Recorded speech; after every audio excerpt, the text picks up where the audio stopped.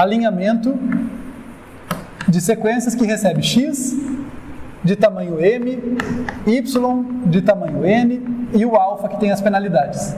O que eu vou fazer? Eu vou começar preenchendo a primeira linha e a primeira coluna, né, que são os casos básicos. Então, para i igual a 0 até m, tá? Estou variando, estou percorrendo aqui, ó. Aliás, aqui está errado, inclusive, né? É m aqui, tá? Desculpa. Estou percorrendo a primeira coluna ali, variando as linhas. Tá? Para i igual a 0 até m, a i0, né, coluna 0 ali, vai receber o que, gente?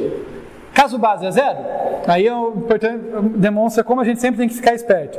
O que vocês acham? Ó, eu estou preenchendo isso aqui. Tá? Deixa eu até usar minhas cores aqui que eu gosto de usar, né? Deixa eu pegar uma outra cor para destacar para vocês.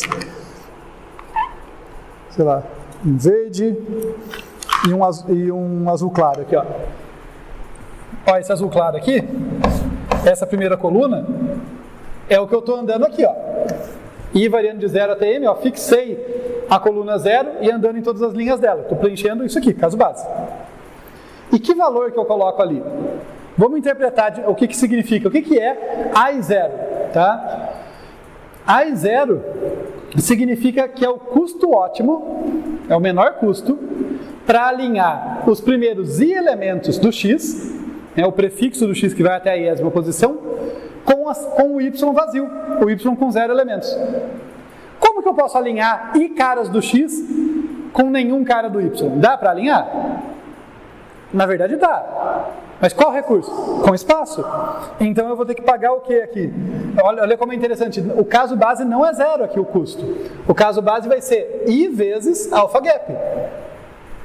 Porque se acontecer isso, né, pode acontecer uma sequência, pode ser muito maior do que a outra, pode ser que não tenha nem como evitar isso. Né, em algum lugar vai ter que ter um monte de espaço, pode ser no começo.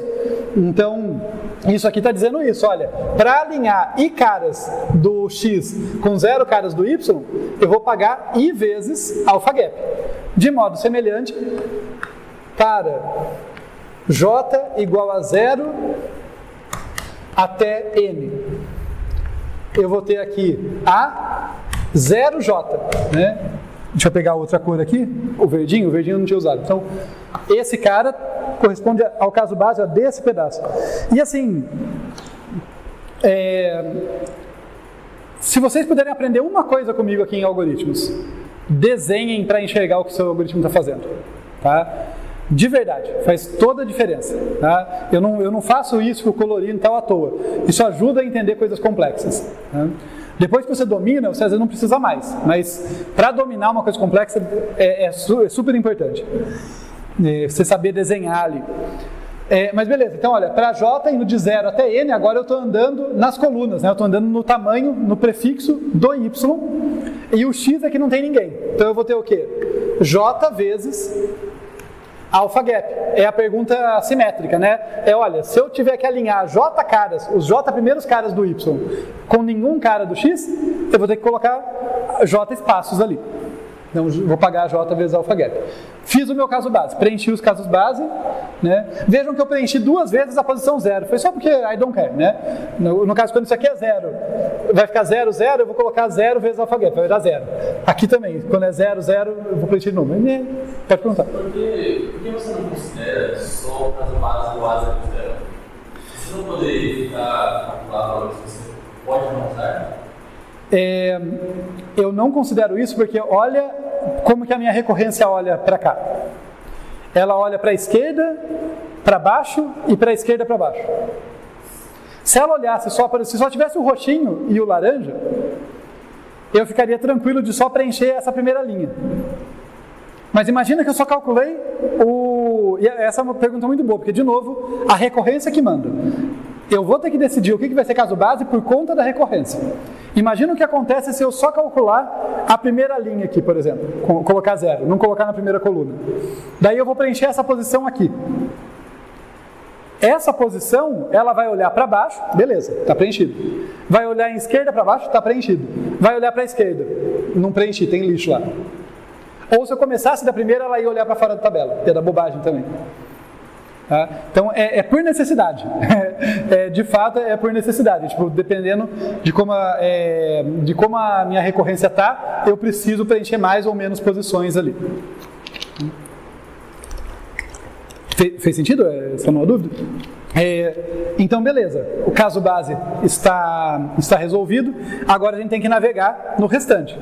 De novo, é a recorrência que manda, eu já preenchi linha 0 e coluna 0, eu vou começar agora, a partir daqui, e vou andando. Eu vou optar andar uma linha por vez, então o meu laço externo vai ser das linhas. Mas notem que isso é opcional para mim, olha, para ir começando do quê? De 1 até M, tá? Então eu vou fixar o I uma linha por vez aqui, daí aqui dentro eu vou ter, olha, para J começando de 1 até N, aí J vai ser o min entre, se vocês me permitirem, um abuso de notação aqui, ó, vai ser o min entre o laranjinha, o roxinho e o rosinho. Tá? É porque é exatamente isso. Tá? É exatamente, só para não ter que ser de novo. Tá? O que vai lá? Isso aqui. É o min entre essas três opções. Sendo que, porque eu preenchi a primeira linha, a primeira coluna e a primeira linha, e eu estou andando dos menores para os maiores, sempre vai estar essas posições sempre vão estar preenchidas. Né? Eu sempre vou ter o cara à minha esquerda, abaixo e esquerda, abaixo preenchido, já calculado, antes de calcular a minha posição. Tudo bem? Uma curiosidade, se eu chegar nesse algoritmo e trocar essas duas linhas, o que acontece?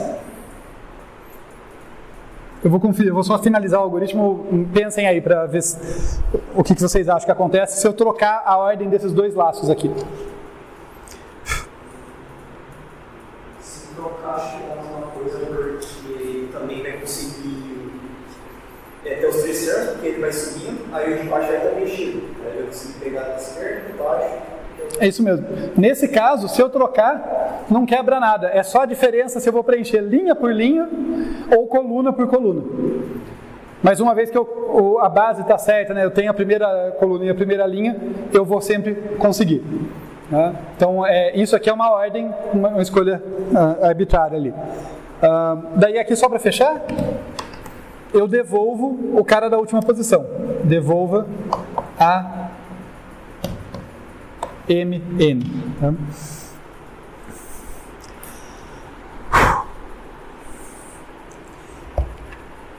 Qual que é a eficiência de espaço desse algoritmo? Antes de falar de tempo, qual que é a eficiência de espaço?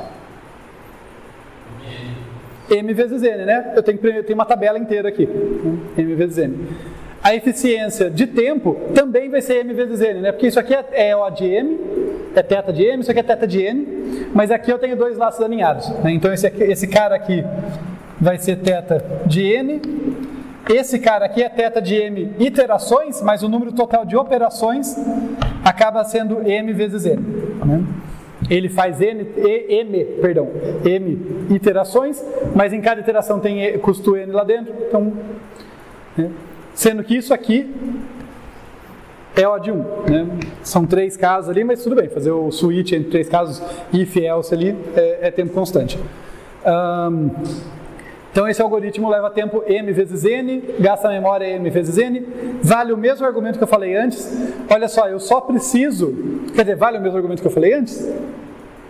Vale, né? Olha, eu só preciso da linha anterior, se eu for nessa ordem, né? Uma linha por vez. Eu só preciso da linha anterior. Então, se eu quiser economizar memória, se eu não me importar em reconstruir a solução e quiser economizar memória, eu posso sempre guardar. Tipo, se eu estou na 10ª linha, eu só tenho a linha I menos 1, em vez de ter a tabela inteira. Dá para fazer, tá?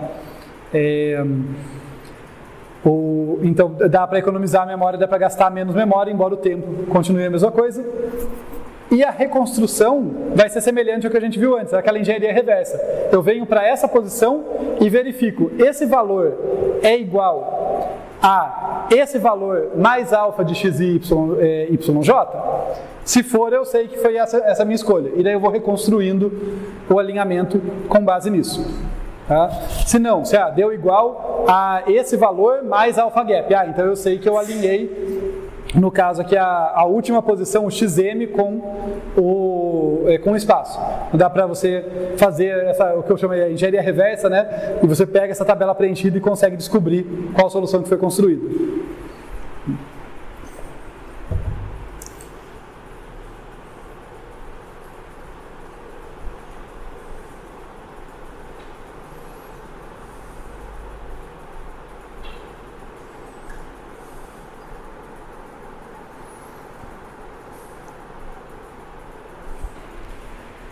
Gente, pode perguntar. Tem como dar os mesmos valores?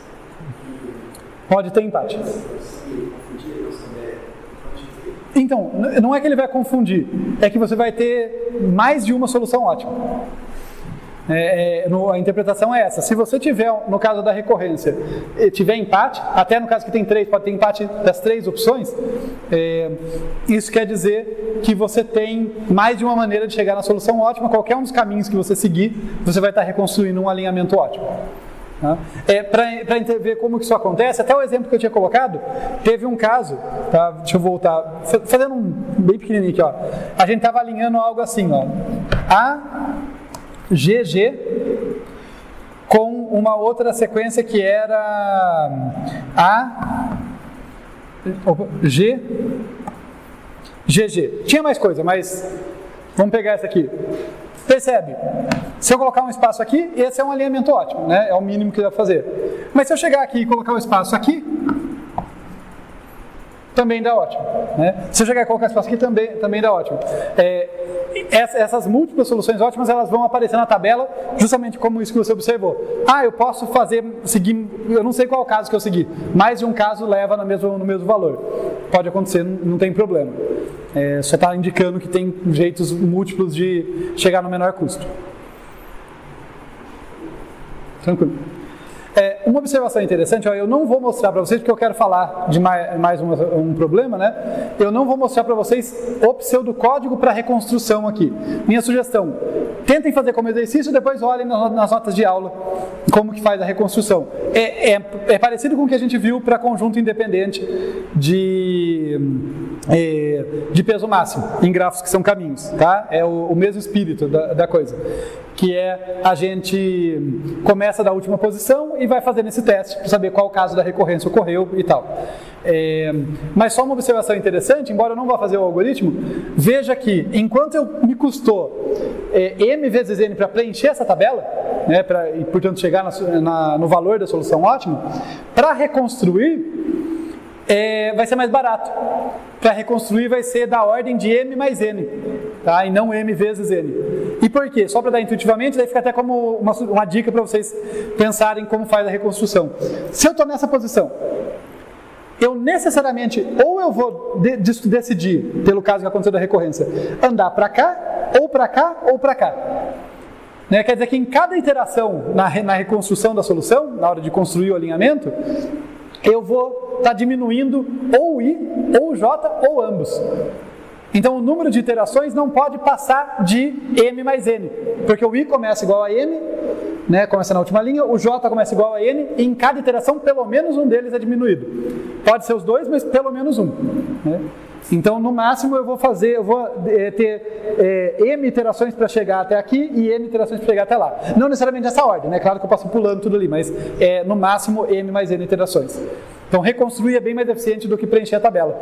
Apesar de eu precisar da tabela, eu só navego ali numas partes dela. Ok? Minha suspeita, inclusive, é que a preocupação de memória não deve ser difícil, eu não parei de pensar, confesso, mas não deve ser difícil quebrar a cabeça um pouquinho para juntar as duas ideias, sabe? Como que eu faço para economizar memória aqui, quer dizer, só olhar para a linha anterior, né, só guardar duas linhas, então ter a ordem de N, né, se eu vou guardar só duas linhas, ter proporcional a N, o custo de memória, e não M vezes N, e ainda assim conseguir reconstruir. Provavelmente o que eu tenho que fazer é pendurar, tipo assim, olha, já que eu não tenho a tabela daqui para baixo, eu vou ter que pendurar para cada posição qual que seria o alinhamento que eu teria a partir dali, né?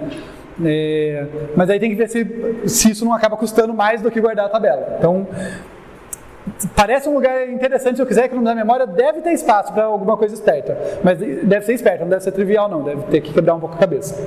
Só pelo for fun, assim, se quiserem o exercício. Mas tudo bem esse problema? Alguma última dúvida antes da gente avançar? Acho que é isso então, gente.